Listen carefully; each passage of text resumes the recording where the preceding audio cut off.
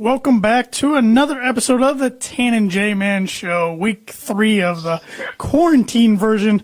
I'm Tanner Lee, along with Josh the J-Man, who is on the phone. J-Man, what's going on, man? Not much. What you been doing during these quarantine days?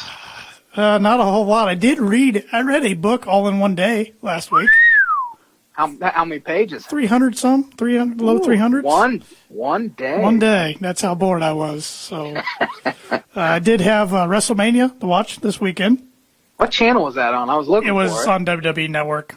Oh. So it was one I will never go back and watch again. Let's put it that way, since it was a 2-night event without any fans or anything. And how was that without any fans? You know, it was one of those shows you appreciate them trying to keep you entertained, since this was all taped 2 weeks ago or so, a week or two ago, but it wasn't the same.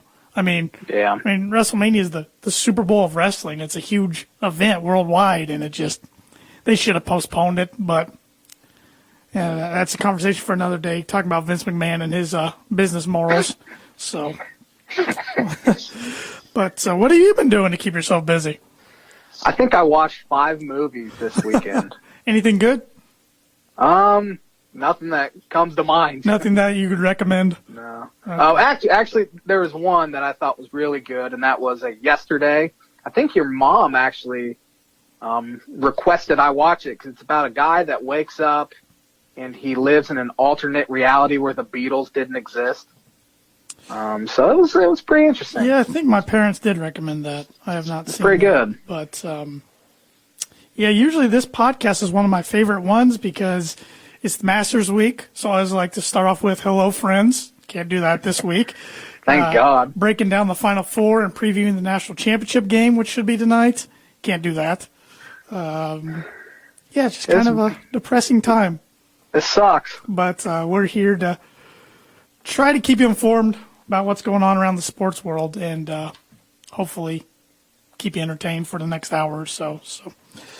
Well, like always, the Tan and J-Man Show is sponsored by The Dam Landing. Whether you want an epic burger, hand-tossed pizza, hand-breaded tenderloin, seafood, craft beer, or a handcrafted cocktail, The Dam Landing is the place to be. The Dam Landing is a bar and grill located on beautiful Lake Manitou that focuses on freshness and quality. Of course, the Dam smokes every Friday and Saturday. You can get ribs. You can get steaks. If you want the ribs, you better call ahead. You better pre-order as early as Thursday. I would recommend to make sure you get those. In addition, you can wash it down with one of their 16 beers on tap, including a constant rotation of today's best microbrews and domestic flavors, or a handcrafted cocktail made using fresh ingredients. Once this lockdown, quarantine, whatever you want to call it's over, you can take in the fantastic views of Lake Manitou in their beer garden or outdoor bar area. Whether it be by boat or by wheels, the Dam Landing is the place to be, located at 1305 Ewing Road in Rochester. Had the Dam Landing, what night was that? Thursday or Friday. I had the buffalo chicken wrap. Pretty good. Nice. Sounds good. Yeah, with some tots. Mm-hmm. Ooh, love. Did you get the loaded tots? No, just the regular. What's wrong with you? I don't know. I know that's the J-Man specials. When you can load it, but... Cheese, bacon, sour cream. All the good stuff, right? The works. That's right. But ready to hear some Birdie Bogey? Yeah, I was going to ask if you got some Birdie Bogey ready for me. So actually, another movie I watched, it was on ESPN Friday night, but it was Glory Road. Texas Western is now UTEP, of course. Mm-hmm. They're one of 5 schools to win the national championship despite not being ranked in the AP preseason poll. Can you name me the last team to do this? I will give you a hint. It has happened in the last 10 years. Okay.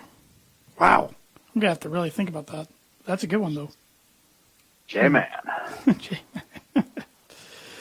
And the Birdie Bogey, like it is every week, is sponsored by the Noble Gnome LLC, fresh, locally grown, nutrient-dense produce from Bryce and Katie Rowe Mine of Mentone, Indiana. You can like them on Facebook, follow them on Instagram, and check out their website, noblegnomellc.com. You can get yourself a membership right now, starting May through September. They're going to have beets, cabbage, carrots, cauliflower, cucumbers, eggplant, herbs, kale, kohlrabi, lettuce, melons, microgreens, onions, peppers, radishes, salad mix, spinach, summer squash, sweet corn, Swiss chard, tomatoes, turnips, and winter squash. So I'm sure you can find something on there that you like. Get your melons. Nice change up there this week. Yes, sir.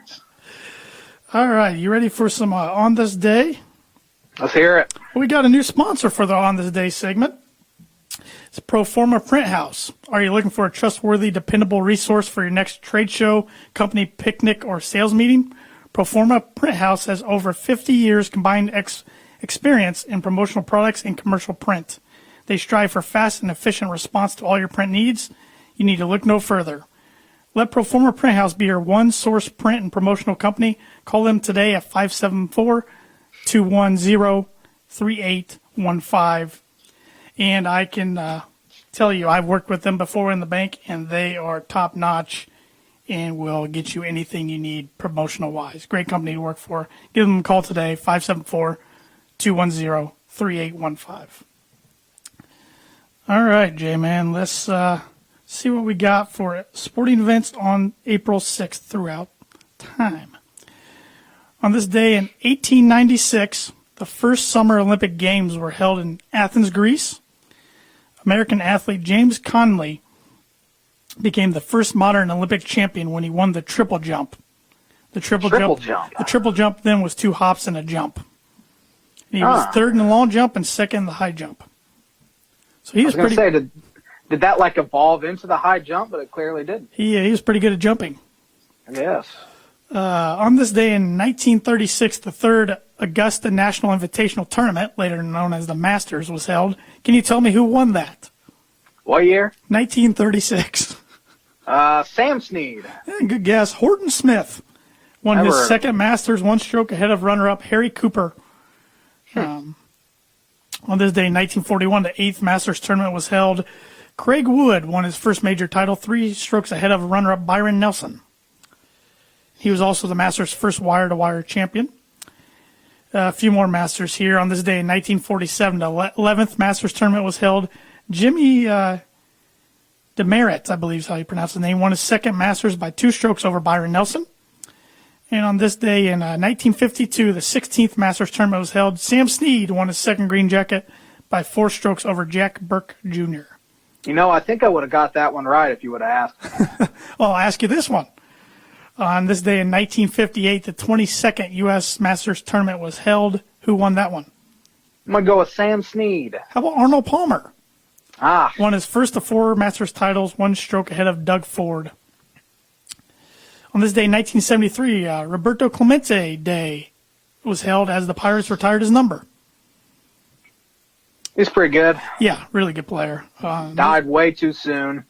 On this day in 1977, the Keene Dome opened as the Mariners lost their first game to the Angels 7-0. The King Dome is also where Dan Marino's last career win came. Nice little fact there. I did not know that. Yes, sir.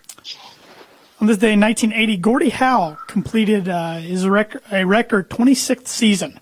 That is a ton for a hockey player. For a hockey player, that's a ton in any sport, let alone a sport where you just get the crap beat out of you. I don't know if this is still the largest crowd ever to see a baseball game, but on this day in 1982 in Minnesota, there was 52,279 in attendance to watch a baseball game. How much? 52,279. Where at? Minnesota in 1982. It's a lot of people. I don't know if that's still the most ever or not. But I don't think so. It might be, though. On this day in 1992, the first game at Camden Field was held as the Orioles beat the Indians 2-0. My dad says that park is gorgeous. I've heard that's a really nice one. Also on this day in 1992, the 54th NCAA Men's Basketball Championship saw who win it all? 92? Yep. Year we were born. Was that a UNLV year? It was not. It was a Duke year. Was that the year Leitner hit the shot to go to the Final Four? It might have been. Duke beat Michigan 71-51, gave Coach K and the Blue Devils back-to-back titles. When did UNLV win? Were they the year before? I think so. Off the top of my head, that sounds right. Let's see. We got a couple more here. On this day in 2009, the 71st NCAA Men's Basketball Championship was held. Who won it all in 2009? 2009, that was Carolina, wasn't it? Yep, North Carolina beat Michigan State up in Detroit. In Detroit, yeah. 89-72. Tar Heels' 5th national title. Ty Lawson had 21 points in that game. Yeah, Ty Lawson was a pretty good college point guard. Yes, he was. In 2010, the 29th NCAA Women's Basketball Championship was held. Who won in 2010? Well, I have a pretty good percentage chance if I pick UConn, but I don't think it's them. But I'm going to go UConn. And you are right. UConn beat Stanford 53-47. UConn forward Maya Moore scored 23 points. Yeah, she was pretty good. Yeah. And also on this day back in 2007, UConn beat Tennessee 70-61. Diana Taurasi was most outstanding player for second straight year. She was also pretty good. Yeah, she was real good. And on this day, 2015, the 77th NCAA Men's Basketball Championship was held. Who won it in 2015? That was Duke over Wisconsin, correct? You are correct. Duke over Wisconsin, 68-63. Tyrus Jones for the Duke had 23 points. That was a real good Duke team. That was a really good Wisconsin team as well with Sam Decker and Frank the Tank Kaminsky. That was in Indianapolis, and they seem to yes. win it every year it's in Indianapolis. Oh, I have actually one more on this day for you.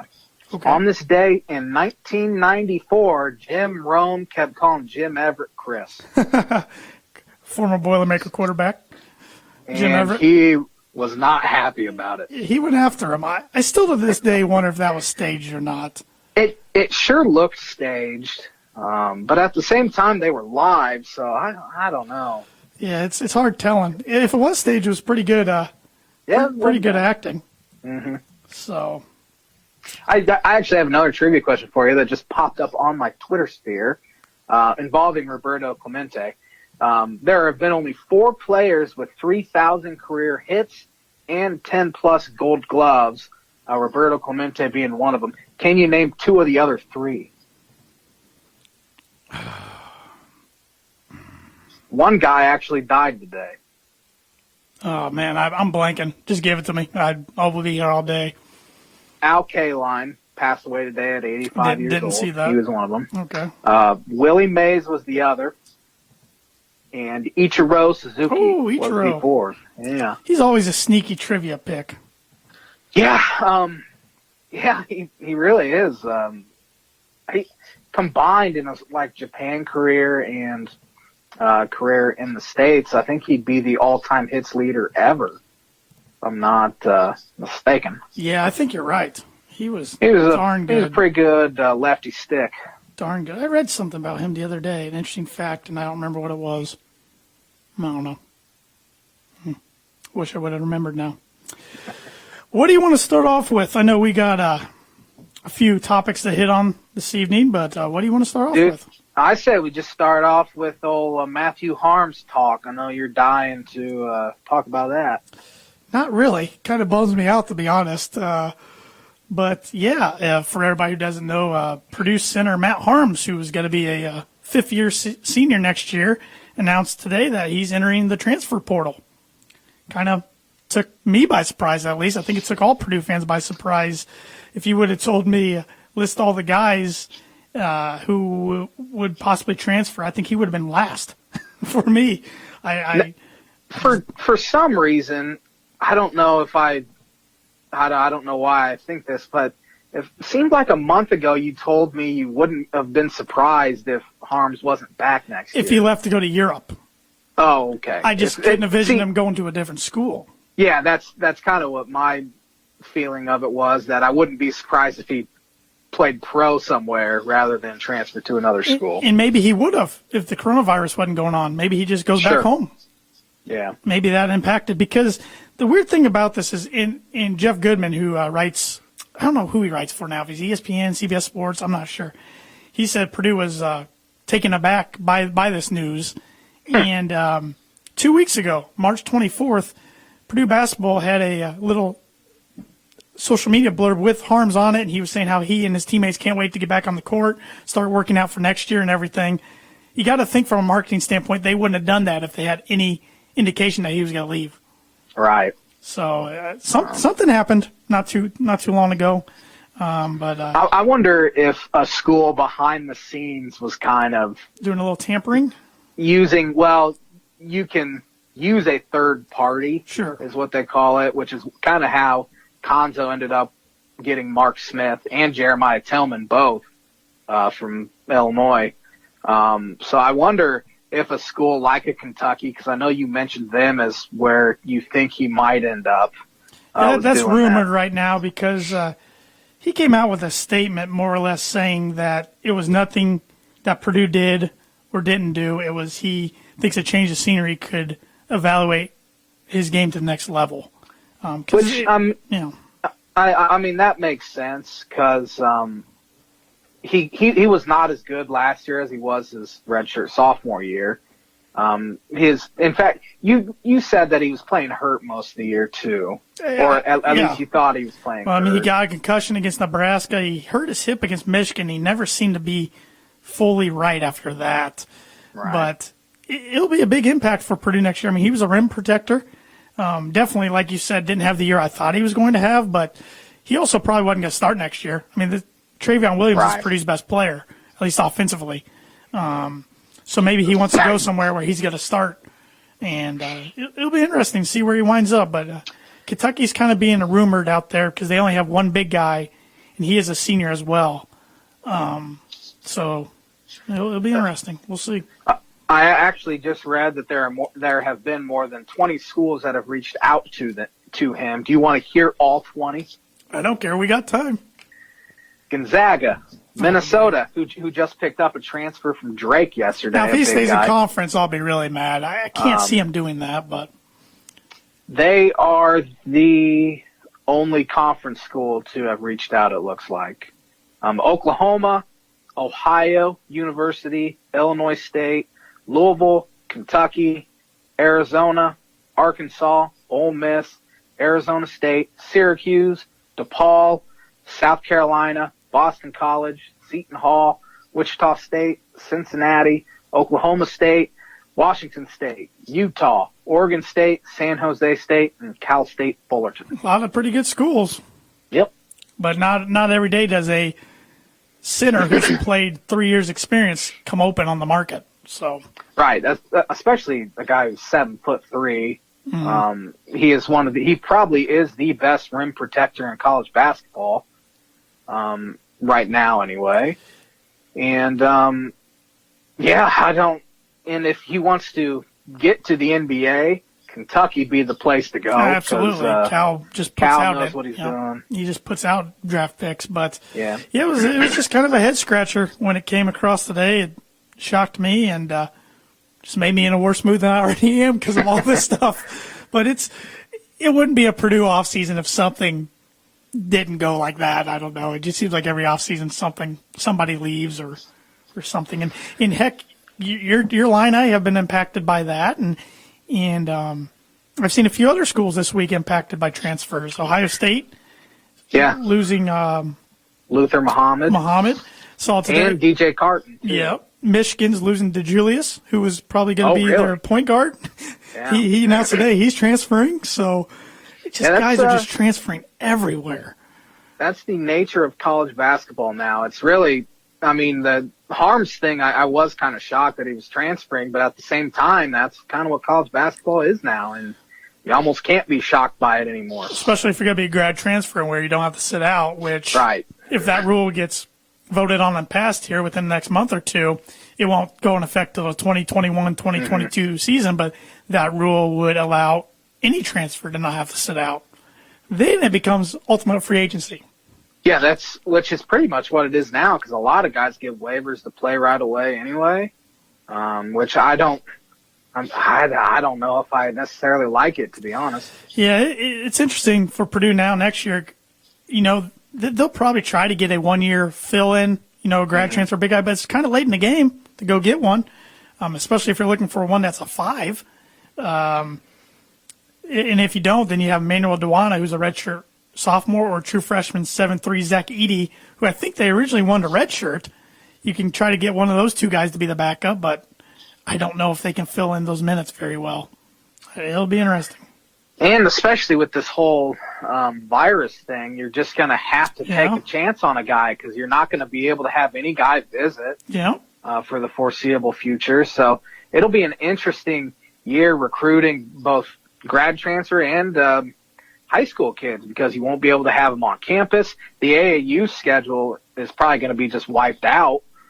So it'll be really interesting to see how this whole thing shakes out. Yep. And then you watched a documentary on college basketball over the weekend, didn't you? I did. Why don't you, I haven't watched it, so why don't you fill me in and our audience in a little bit about that? Let's see. Hopefully I brought it up here.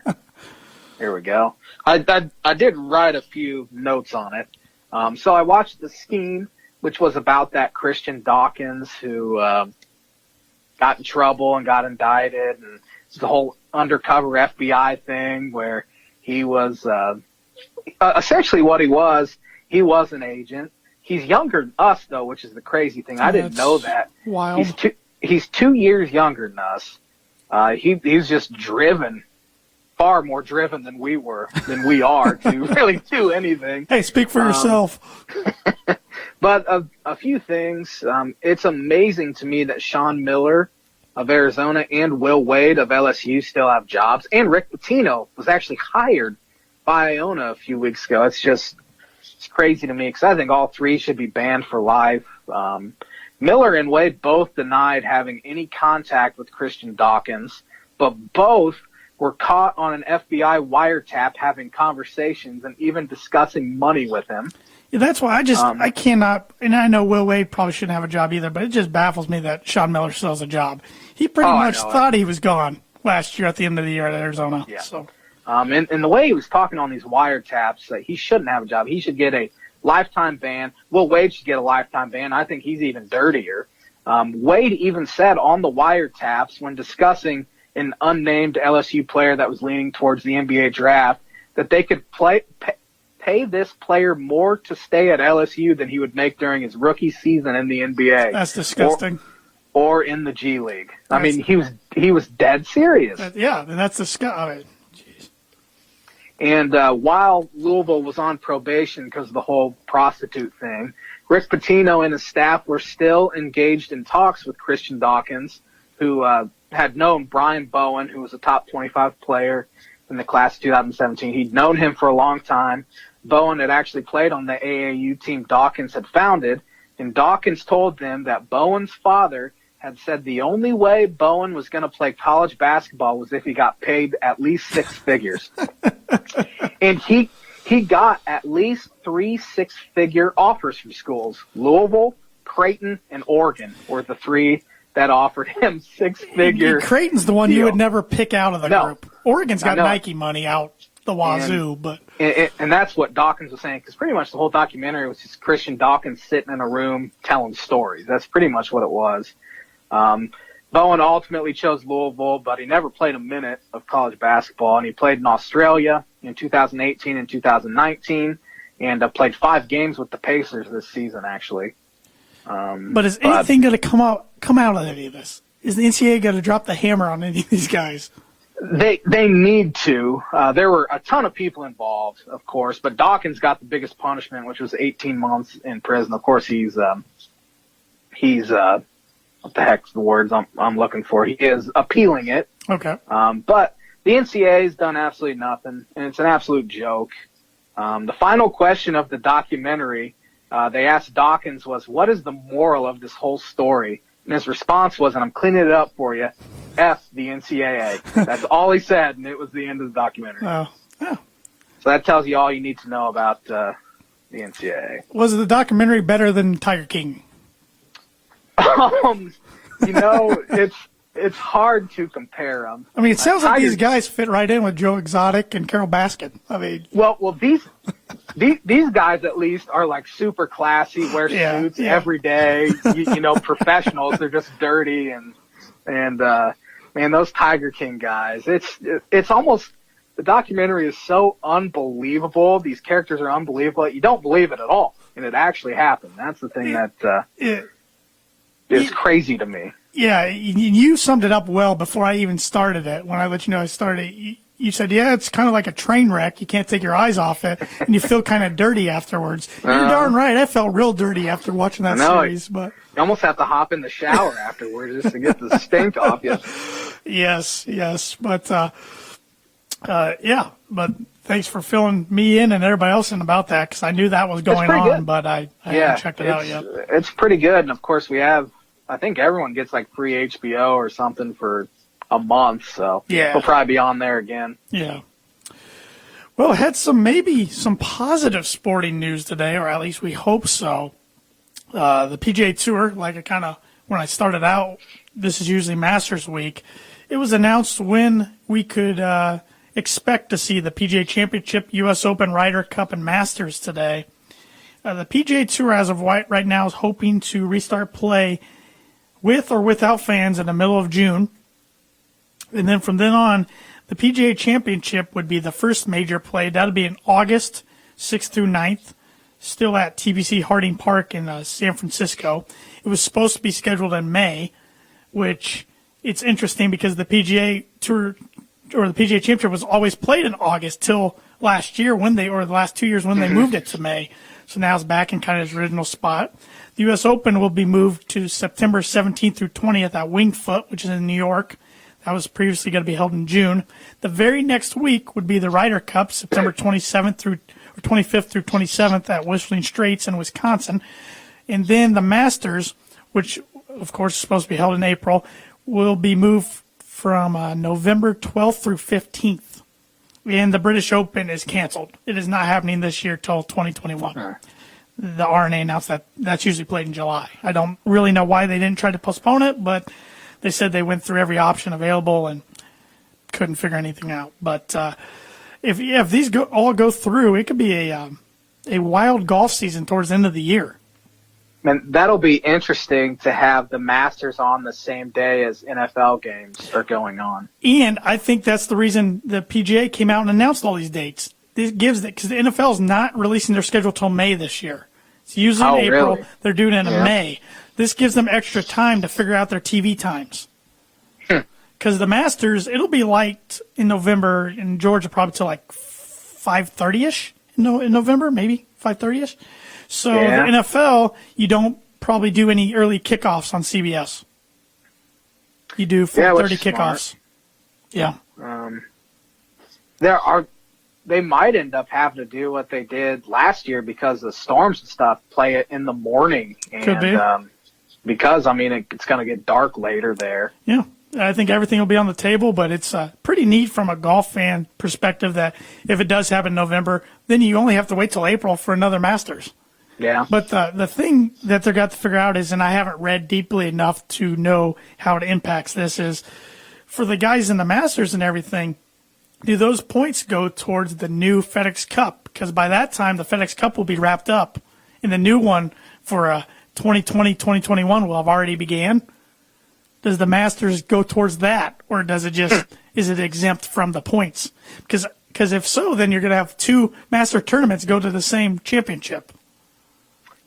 Yeah. I don't see how that can happen. So, but it'll be really cool, especially if fans can come back to these events, particularly the U.S. Open in September in New York, which New York's just their golf fans are nuts up there. And then the very next week would be the Ryder Cup, which is always the biggest fan event. Mm-hmm.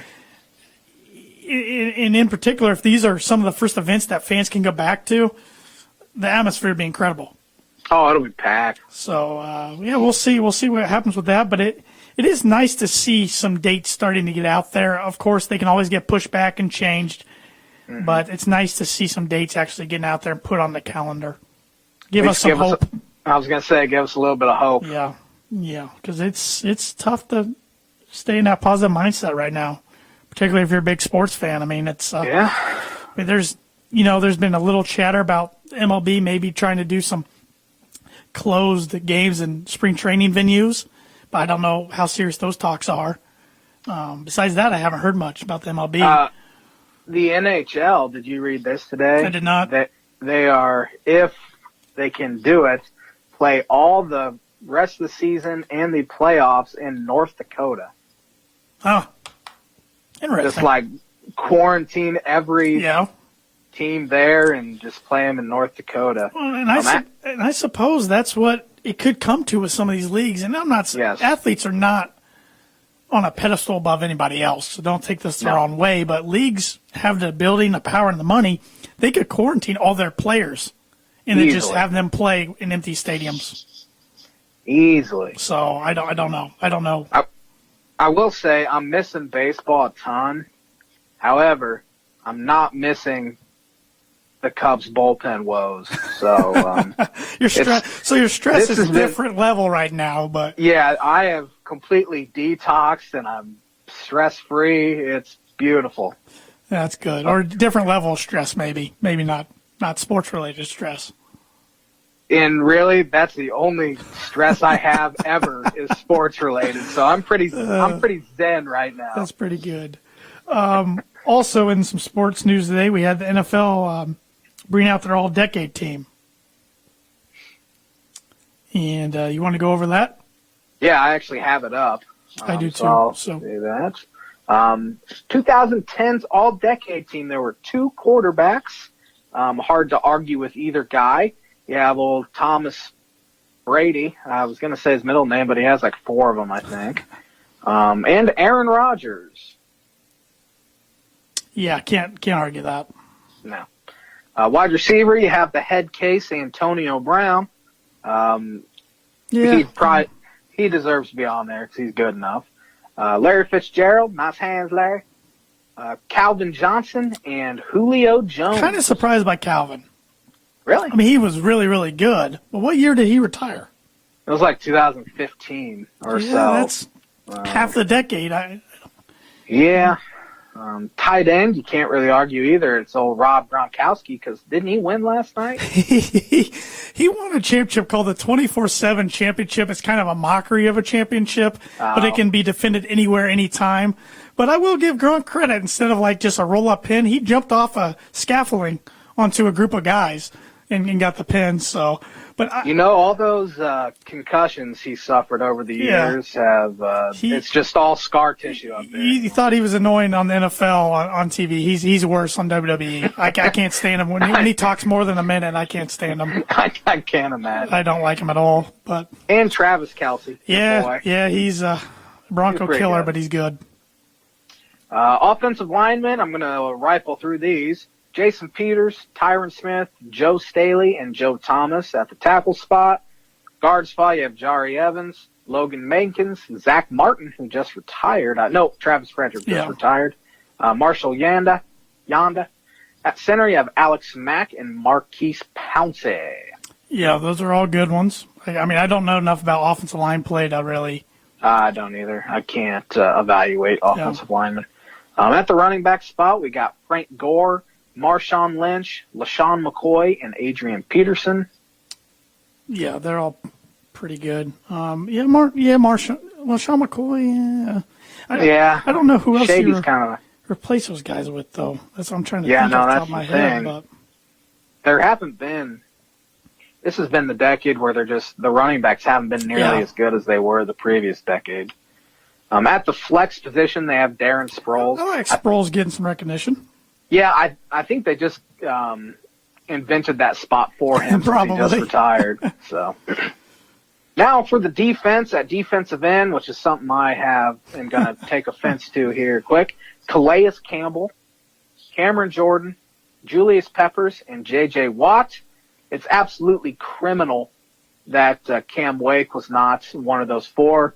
Since 2010, Cam Wake is 4th in sacks, just 1 behind second place. He's 4th in QB hits. He is ahead of Campbell, Jordan, and Peppers in both of those categories. If you compare him and Peppers together, Cam Wake has played 15 less games, yet he has like 12 more sacks, 30 more quarterback hits, like 25 more hurries, 10 more tackles for loss. It's just an absolute joke that Cam Wake wasn't on there. But that's kind of the life of being a Miami Dolphin when you haven't been relevant 20 years, unfortunately. But and Julius Peppers is a media darling, so that helps his case as well. And I forget about him all the time, though. Cam Wake's just kind of quiet and keeps to himself. So, but that's my nitpicking of the day, if you will. At the defensive tackle spot, you have Geno Atkins, Fletcher Cox, Aaron Donald, and Dolphin and Dominican Sue. I wouldn't put him in What was there. he? Was he a Dolphin for 2 years? 2 years, 2 years. correct. Did play in a playoff game with him, though. Yeah, I can't argue. All those guys are good defensive tackles. Yep. Inside linebacker, the recently retired Luke Kuechly, Bobby Wagner, and a guy who I completely forgot about, but he is an absolute beast and should be a first ballot Hall of Famer, and that is Patrick Willis. I forgot about him, too. Yeah. Completely forgot about him. Outside linebacker spot, you have 3 unbelievable players here. This might be the best position group in Chandler Jones, Khalil Mack, and Von Miller. Yeah, all 3 future Hall of Famers. Chandler Jones, have you seen his numbers the past, 3 years? I don't think he has less than 17 sacks in a season in the past 3 years. Yeah, He's he doesn't get the recognition the other Not two even do. close. At the cornerback spot, this is also a pretty good group. Patrick Peterson, Darrell Revis, and Richard Sherman. You could probably make a case for Aqib Talib in there, but I don't know which one you take out. I probably would Revis? I don't know. Revis was the best in the game there for a while. Yeah, he just didn't get a lot of action thrown his way. Peterson picks off the most balls between those 3. At the defensive back spot, which I don't know why they had 2 different spots in cornerback, you could take out maybe Tyrann Mathieu. Yeah, he's more of a safety. He's a safety, Yeah, and then Chris Harris is your slot corner. That's probably why. Both guys are pretty versatile. Yeah. So that's probably why they have that. But those are your 2 defensive backs. And 3 safeties, Eric Berry, whose career got cut 1 year short of winning a Super Bowl with the Chiefs. He's also scared of horses. Is he really? Yes, he is. Earl Thomas and Eric Weddle, who just retired, didn't he? Yeah, and J.J. Watt, Aaron Donald, Von Miller were the 3 unanimous selections on defense. Hard to argue with that. Yep. So. And then I got the special teams up here. Oh, I did not have my special For punters, teams you up have Johnny Hecker and Shane Leckler. Kicker Stephen Gostkowski, who just recently was released. Yes, he was. And Justin Tucker, who's still the best kicker in the game. He was Maybe ever. He was the only unanimous selection. Punt returners, you got Tyreek Hill and Darren Sproles. So Sproles makes in 2 different positions. And kick returner, you got Devin Hester and Cordell Patterson. Yeah, not bad. And then your coaches, Bill Belichick and Pete Carroll. Yeah, of course Belichick was going to be it, but looking at the NFC, it'd probably have to be Pete Carroll, wouldn't it? Yeah, won 1 Super Bowl, got there twice. Yeah. Who else would you put up there? No one else. Maybe, I don't think anyone else. Nobody else got there twice. Ron Rivera had been the only one tenured as longer as he has. Yeah. As long as he has. Yeah. It's an interesting list, though. Yeah, it is. Wonder who's going to be on it here in 10 years. Well, when we're still doing the Tan and J Man show in 10 years, we'll let everybody know. Yes, sir. The podcast won't even be a thing then. It'll be something else. But speaking of the NFL, I thought it'd be fun to do a little trivia against each other with our favorite teams. Yes. So I came up with 10 Dolphin questions. Some are mixed of more present questions, some historical. You came up with 10 Bronco questions for me. Yes. I am really nervous about this because I am admittedly not good when it comes to Dolphins trivia. Much more so for the Cubs. But, I like to think I'm good, but I'm probably not. So there's no true or false, no multiple choice. It's just, you're either right or wrong with your answer. There is one question I have where you have to pick 5 guys. Well, I got one that you have to pick a couple teams and a couple guys, I guess. So, okay. But as far as multiple choice, I don't give you that. But correct. My first question for you. The Dolphins joined the AFC East in 1970. How many AFC East titles have the Dolphins won? Oh, I have no idea. How many AFC East from 1970 to 2019 season? Trying to think. They have not won an AFC East title since 2008. Correct. The Bills ran the East in the early 90s anyway. The Patriots have ran it for the last 2 decades. For the last 2 decades. But the Dolphins ran it for a while there, for a little bit. They did their 70s and 80s. I am going to go in that 49-year span. I'm going to say they have won the AFC East 12 times. Oh, one away, 13. Crap. Good So guess. close. Good guess. I think you can get this one. How many Hall of Famers do the Dolphins have? This includes coaches and players. I have no clue. I don't want to go through all of them in my head. That'll take too long. I know I'm pretty sure they're in double digits. Yes. See, we have Marino, Greasy, Zonka. I don't know if you'd count Paul Warfield. I didn't mark down who they were. I just marked down the numbers, so I can't help you there. I'm going to go with 15. How about 10? Oh, crap. See, I suck. I'm terrible. This one, I know how good you are with numbers. What numbers do the Dolphins have retired? There's 3 numbers, jersey numbers.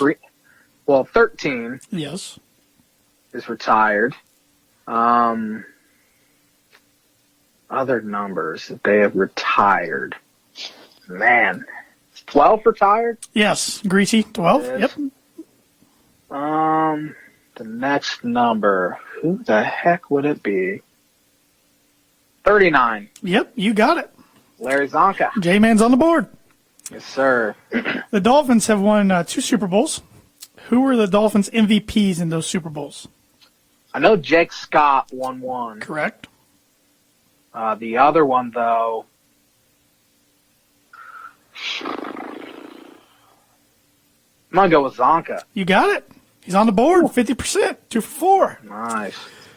Don Shula had a record of 257 and 133 with the Dolphins. Who has the second most wins as a Dolphin head coach? Oh, that's a really good question. Second most wins. Oh, man. Is it Dave Wanstead? It is Dave Wanstead with a record of 42 and 31. Man, that's terrible. Jimmy Johnson's right behind him with like 38. I almost guessed Johnson or even Tony Sperano because he was there like 5 years, but... All right, you're 3 for 5. Getting up there, passing grade so far. It ain't easy getting better. Who was the Miami Dolphins' first head coach? I literally could not even throw out a name. I have no idea. How about George Wilson from 1966 to 69? You know, I knew that, too. And then it was Shula forever. So Forever, for 25, 26 years. All right, you're 3 for 6, but you got this one. What is the current name of the Dolphins Stadium? Hard Rock Stadium. There you go. J-Man. What pick did the Dolphins take Dan Marino in the first round of the 1983 draft? I think he went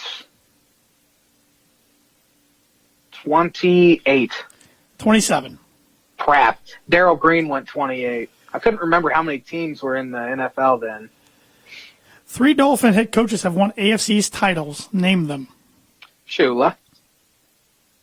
Yes. Tony Sperano. Yes. And that'll be Jimmy Johnson, doesn't it? Dave Wanstead. Dave Wanstead did. Jimmy never did. And your last question. The Dolphins have made 5 Super Bowl appearances. Name me the 5 teams they played.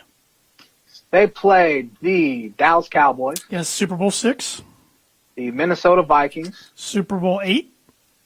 The Washington Redskins twice. Yep, Super Bowl 7 and Super Bowl 17, I believe. And the San Francisco 49ers. Super Bowl 19, correct. So All right. I think you got 6 right, I think. You know, I'll take that. That's a passing grade. Let's see, you got that one, that one, that one, that one. No, you got 5. 5 correct. Crap. So that is an F. you failed. Any flashbacks there? Yeah, many flashbacks, especially when it comes to numbers and stuff. The math. All right, I'm ready to embarrass myself. All right. What 3 teams did the Broncos beat in the 1998 playoffs to win the Super Bowl? 98 playoffs? Yes. The Chiefs? No. Oh, crap. two AFC East teams, and then, of course, the Falcons. 2 AFC East teams? Yep. Jets? Jets were one of them. Beat the Dolphins? It was the Dolphins. They beat the Dolphins, I think it was 38-3. Okay. And then the 98 Packers. 98 Falcons. Falcons, okay. The year before was the Chiefs, Steelers, Packers. Yeah. I got, okay. I think it was technically was it technically the 99 playoffs or 98 99 playoffs. Okay, Yeah. 98 season. Yeah. Okay. Also, That's in a the mess. 1998 season, there were 2 players that caught at least 10 touchdowns for the Broncos. Who were they? Rod Smith and Eddie McCaffrey? Ed McCaffrey is one, but the other guy is Shannon Sharpe. Shannon. God. Yeah. All right. 0 for 2. Awesome. Number 3, on the 2015 Broncos team that won the Super Bowl, Yep. who led the team in rushing yards? 2015.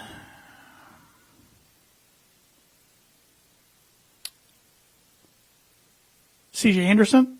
Nope.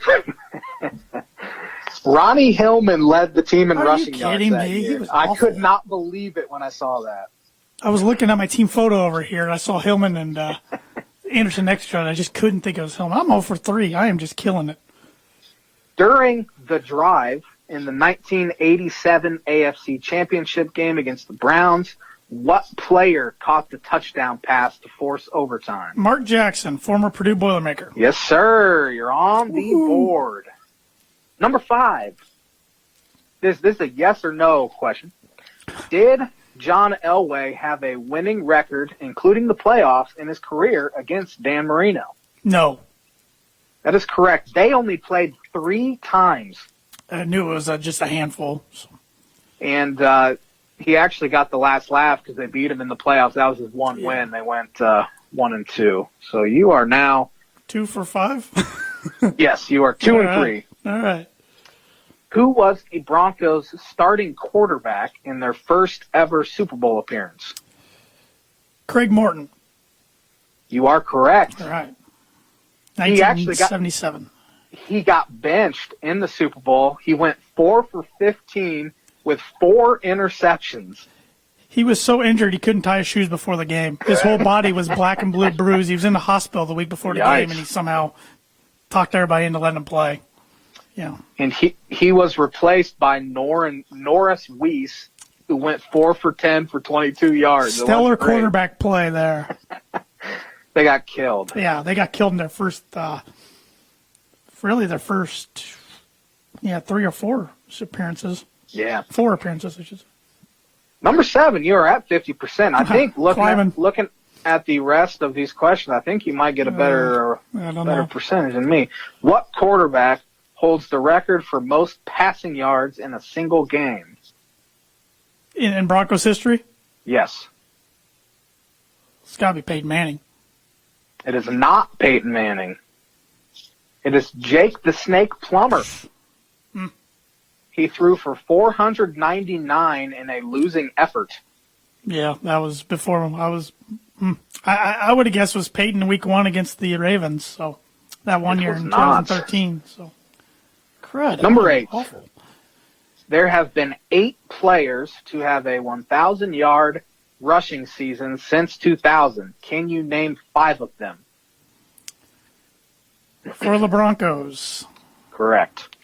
This is a Broncos trivia. Yes, I know. I'm just Phil Lindsay. Correct. Mike Anderson. Yes, sir. Tatum Bell. Yes, sir. C.J. Anderson. Yep, there's 4. Did Noshawn Moreno? Willis Yes, he McGahee. did. There's 5. Willis McGahee is 6. Can you name the other 2 you're forgetting? One you should get pretty easy, and you're just blanking. I know, I'm blanking. But you've already got the question Yeah, just right. give it to me. I can't. Clinton Portis was the one you're blanking on, and Reuben Drone. Yeah. Him, Bell, Anderson, they're all like a collection there for early 2000s. After joining the NFL in 1960, how many seasons did it take for the Broncos to have their first winning record? Oh, God. Well, I know they didn't make the playoffs till 77. I'm going to say 12 seasons. Pretty close. 14. Ah, okay.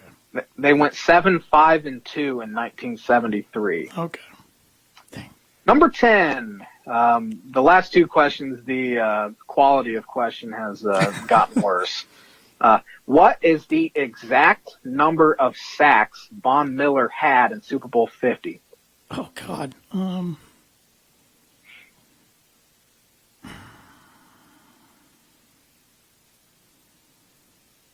I got two numbers in my head. 2.5.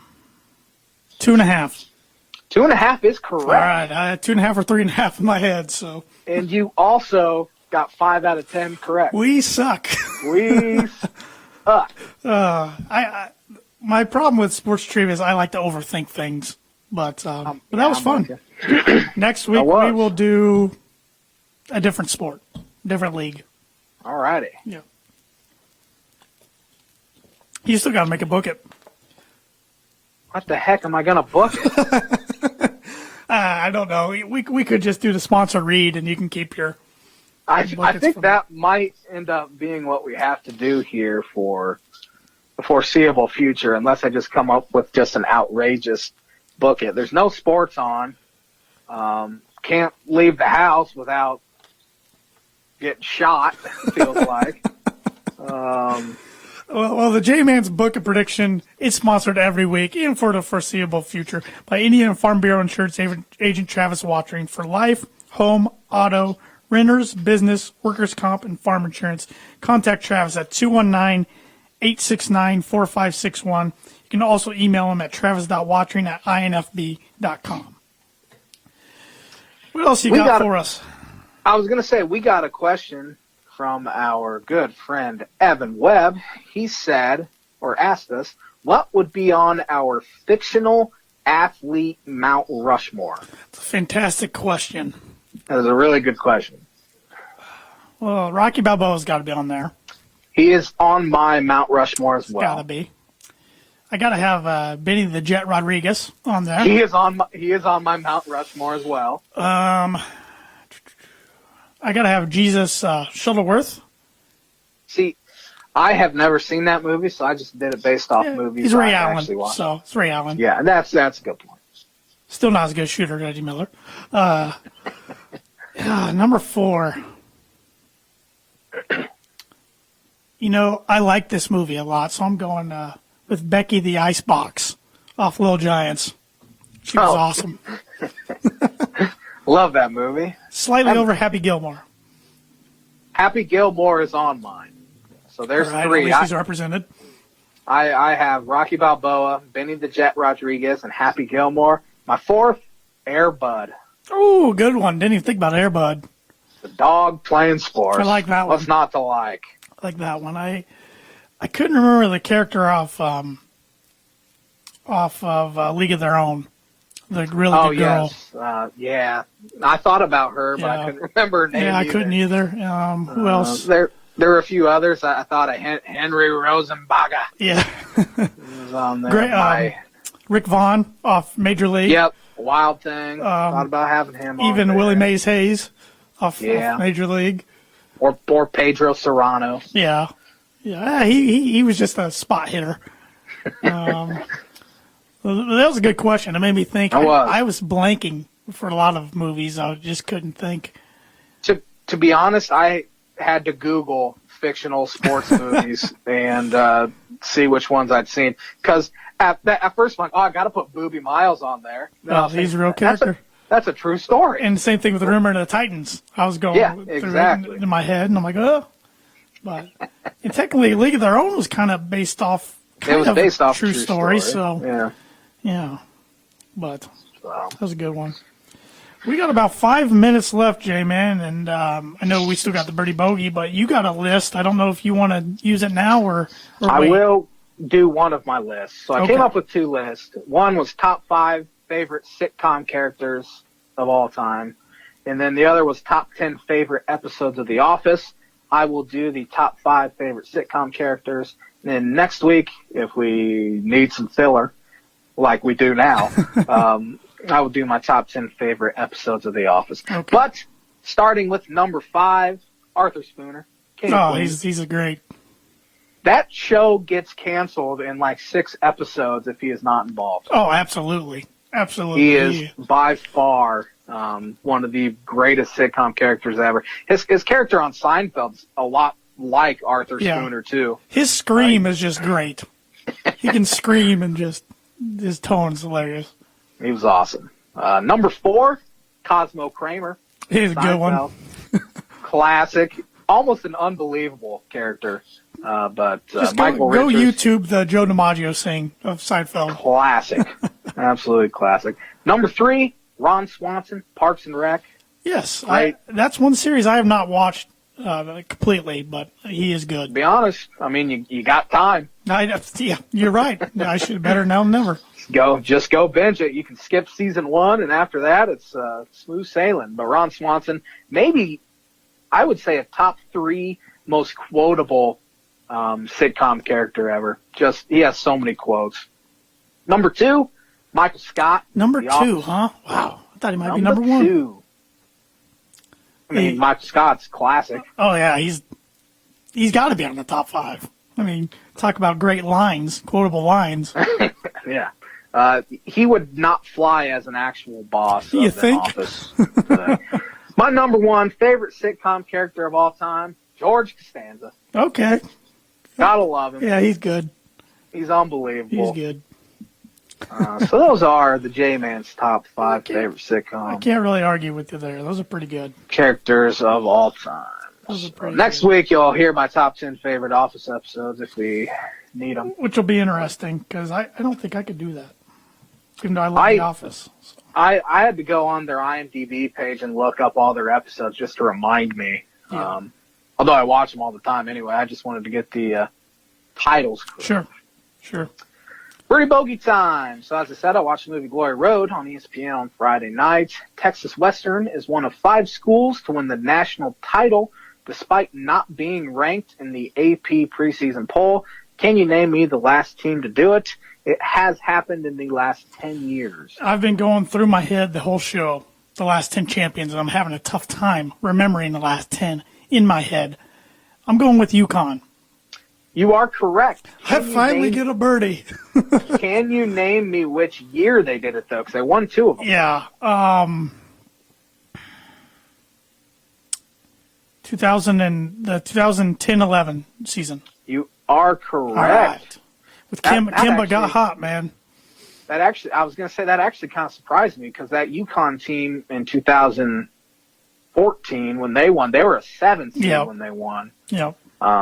That was a good team. They came into the year ranked like 13th or something with Shabazz Napier, which he kind of carried them as much as Kimba They're the did program that's been great prior. our lifetime that barely ever gets talked about. And now they're just kind of mediocre. Yeah. See if that changes with a change of conference here in a year or 2. So where are they going? They are joining the